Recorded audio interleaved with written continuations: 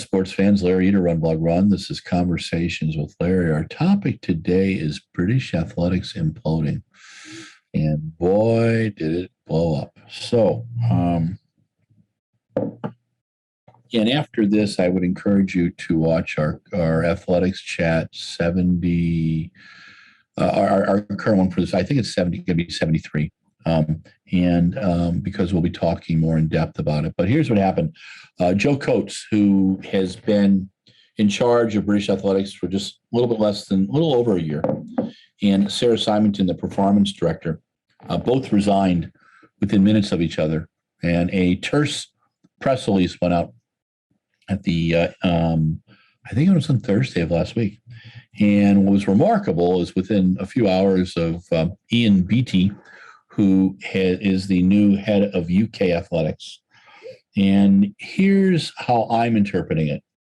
So having been involved in corporate America and knowing that most people at these levels do not resign unless they're told to, I think that all of the problems that British athletics has had have come to a head.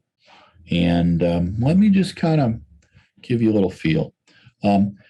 At the end of the 20th century, British athletics was in one of its lowest points. They were sued in the early 2000s over a drug test by an 800-meter runner that literally left them bankrupt. Alan Pascoe, John Ridgen, and Ian Stewart, among others, at Fast Track came in and saved their butts.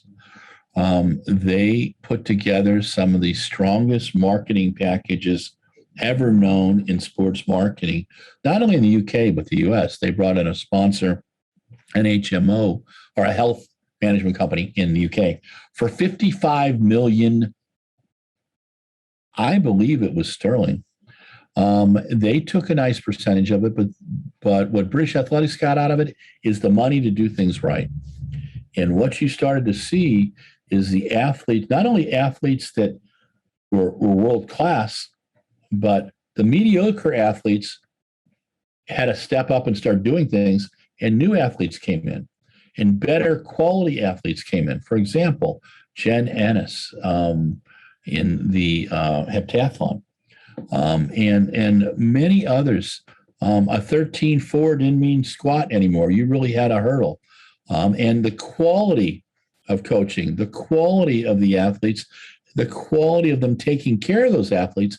So by the time 2011 came around, 2012, there was solid athletes, there were solid performances.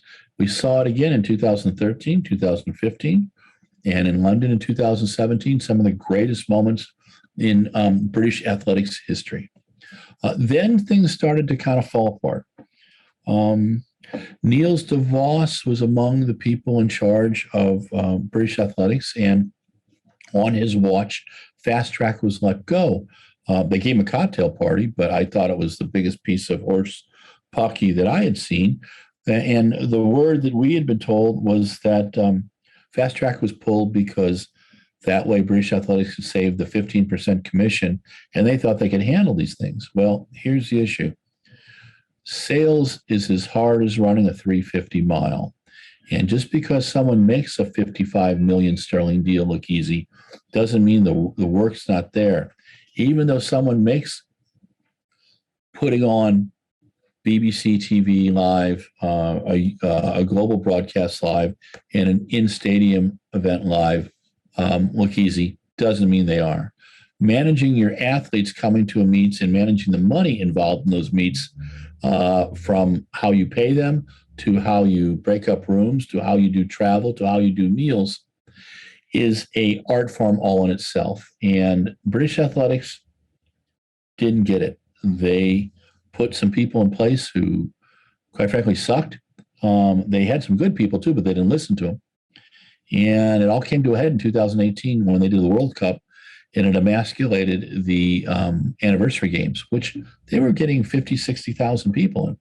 They ended up losing 1.5 million US on the World Cup because they didn't listen to the professionals about how to do travel and how to do a hotel, among other things. There was a deal done on a major sponsor that took him into the European courts. And while I can't say who was right, Nike or Adidas, it doesn't seem that the sponsors that British Athletics brought in after Pascoe and his team left were any comparison to what Fast Track had brought in. And it's gone downhill from there. Niels DeVos left to go to Eugene for World Athletics. Several of the other people left, and over the last year and a half, some of the best people in British athletics left. Cherry Alexander, among others. The ability to put meets on and run meets. Wow, were they getting out of the meat business? Then BBC cut back the number of broadcasts. And one of the things that the UK had so well was 7 broadcasts a year with great indoor and outdoor track meets done live with, among others, Steve Cram, and then for a while was Brendan Foster, and they bring in Paula Radcliffe, and they have Tim Hutchings, and they have a great announcing. They really do a nice job. And now I think they're going to be down to 3 events. So British Athletics is not doing its job.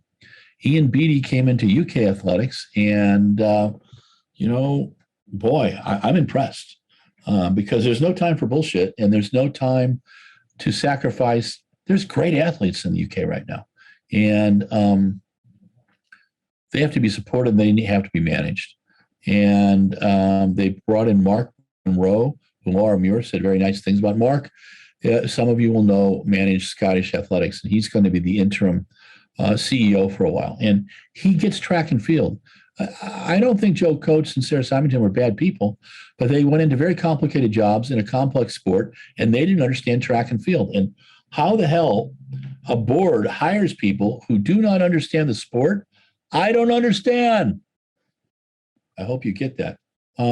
We've had some of the same issues in USA track and field. Right now in USA, we don't have a communication group. The 2 people who really did communications in USA track and field resigned within a few days of each other. And USA track and field has very little communication with media and stuff anyway. And we've got a World Championships coming up, and I'm very curious to see how between Eugene 2022 and USATF and the governing world body, how we get information, because right now we're getting very little. Getting back to British athletics, because I digressed, I think Mark Monroe is a great interim step. I think that Ian Beattie obviously did his job. There are some times when you've got to be an asshole when you're leading a corporate or a management thing. And I wouldn't use that term for moniker for Mr. Beattie. I don't know him. I do know he's got a running background. I do know he loves the sport, but I do know he's got a business background too. And times you've got to just sever the arm if it's not working. And that they did this in a masterful way. It was going to cause some negative publicity anyway, but the bottom line is they've still got time to get ready for Paris 2024, and they need to do that. And for British athletics to get 4, 6, or 8 medals, they're going to have to put stuff together and a little differently than Ms. Symington and Ms. Coates put things together. They lost a whole group of leadership and coaches during that time. Coaches they should not have lost and could not afford to lose. So I'm looking forward to UK athletics getting British athletics back on the way it's supposed to be, and we'll keep our fingers crossed. And so ends the Conversations with Larry. This is Larry Eater, RunBlogRun, Conversations with Larry. This was Deep Thoughts about the imploding of British athletics. Thank you very much for viewing. Thanks to Mike Deering for being the production manager, and have a good day.